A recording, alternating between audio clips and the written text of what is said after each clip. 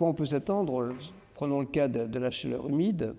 Au-delà de 2 degrés, ça touche une partie des populations, c'est-à-dire des températures au-delà de 35 degrés, des humidités au-delà de 80%. Ça survient par exemple au Pakistan, en Inde, en Arabie Saoudite, quand il y a des périodes assez humides. Et ça c'est assez ponctuel actuellement, mais avec un réchauffement climatique important, il y aura de plus en plus de populations, disons dans les régions tropicales et équatoriales, à faire face à ces conditions.